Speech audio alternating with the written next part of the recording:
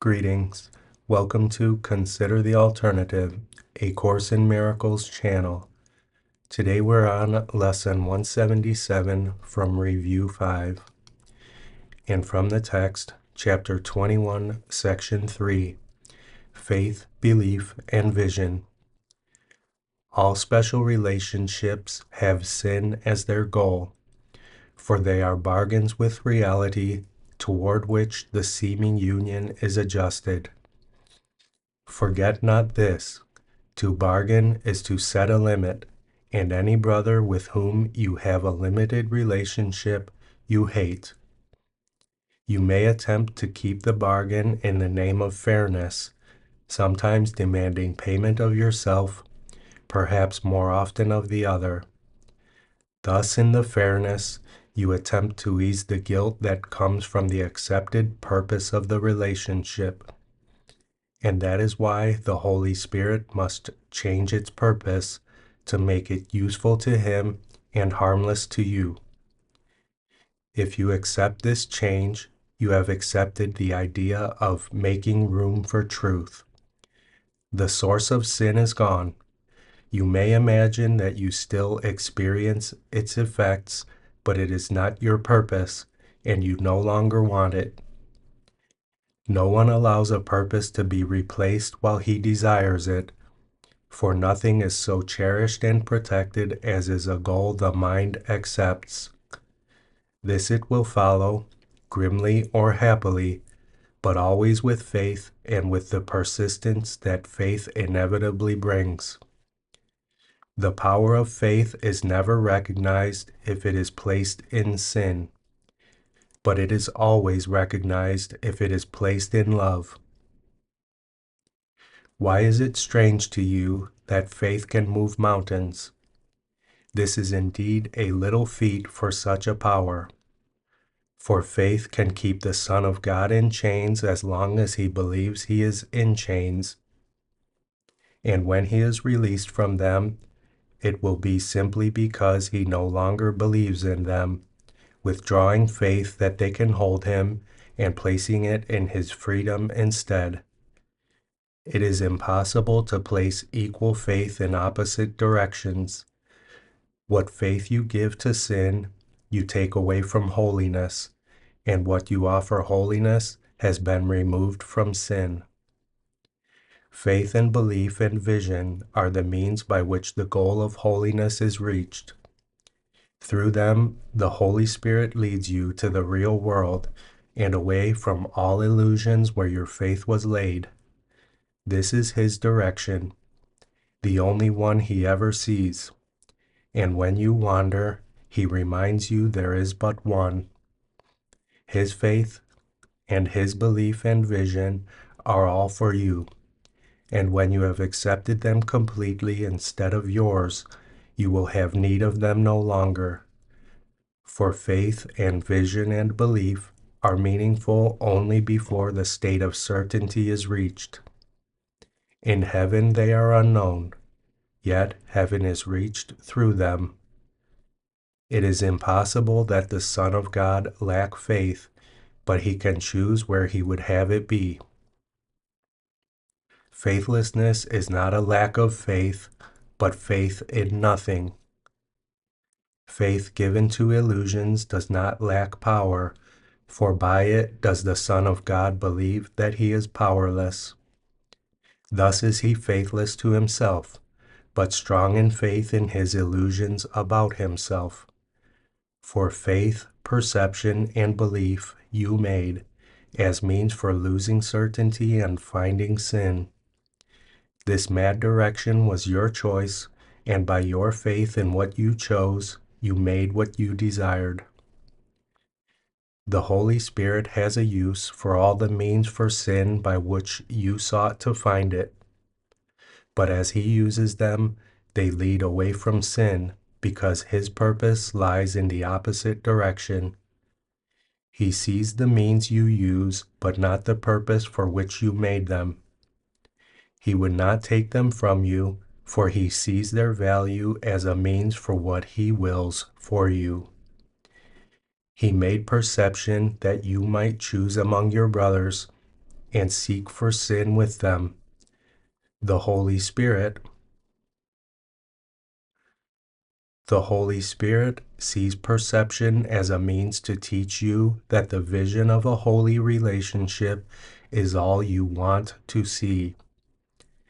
Then you will give your faith to holiness, desiring and believing in it because of your desire. Faith and belief become attached to vision, as all the means that once served sin are redirected now toward holiness. For what you think is sin is limitation, and whom you try to limit to the body you hate because you fear. In your refusal to forgive him, you would condemn him to the body because the means for sin are so dear to you, and so the body has your faith and your belief. But holiness would set your brother free, removing hatred by removing fear, not as a symptom, but at its source. Those who would free their brothers from the body can have no fear. They have renounced the means for sin by choosing to let all limitations be removed. As they desire to look upon their brothers in holiness, the power of their belief and faith sees far beyond the body, supporting vision, not obstructing it. But first they choose to recognize how much their faith had limited their understanding of the world, desiring to place its power elsewhere, should another point of view be given them. The miracles that follow this direction are also born of faith, for all who choose to look away from sin are given vision and are led to holiness. Those who believe in sin must think the Holy Spirit asks for sacrifice, for this is how they think their purpose is accomplished. Brother, the Holy Spirit knows that sacrifice brings nothing. He makes no bargains, and if you seek to limit him, you will hate him because you are afraid. The gift that he has given you is more than anything that stands this side of heaven. The instant for its recognition is at hand. Join your awareness to what has already been joined. The faith you give your brother can accomplish this. For he who loves the world is seeing it for you, without one spot of sin upon it, and in the innocence that makes the sight of it as beautiful as heaven.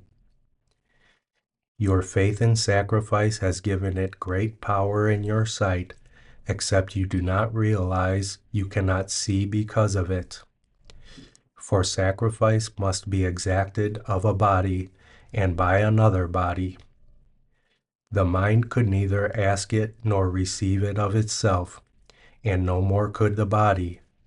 The intention is in the mind, which tries to use the body to carry out the means for sin in which the mind believes.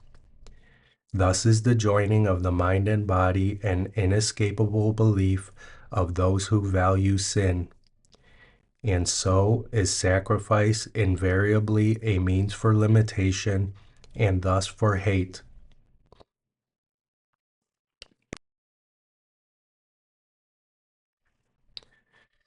Think you the Holy Spirit is concerned with this? He gives not what it is his purpose to lead you from. You think he would deprive you for your good, but good and deprivation are opposites and cannot meaningfully join in any way. It is like saying that the moon and sun are one because they come with night and day, and so they must be joined. Yet, sight of one is but the sign the other has disappeared from sight. Nor is it possible that what gives light be one with what depends on darkness to be seen. Neither demands the sacrifice of the other, yet on the absence of the other does each depend. The body was made to be a sacrifice to sin, and in the darkness, so it still is seen. Yet in the light of vision, It is looked upon quite differently. You can have faith in it to serve the Holy Spirit's goal and give it power to serve as means to help the blind see. But in their seeing, they look past it as you do. The faith and the belief you gave it belongs beyond. You gave perception and belief and faith from mind to body. Let them now be given back to what produced them and can use them still to save itself from what it made. Chapter 21, Section 3, Faith, Belief, and Vision.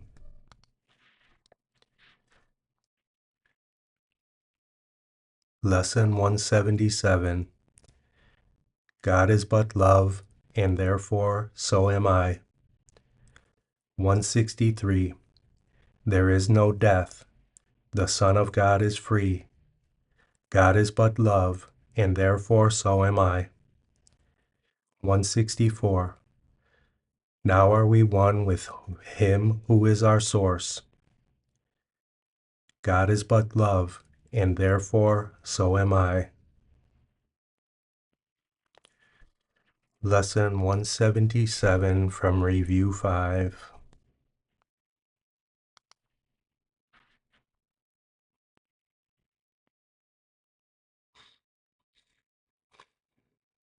I love you. I'll see you tomorrow.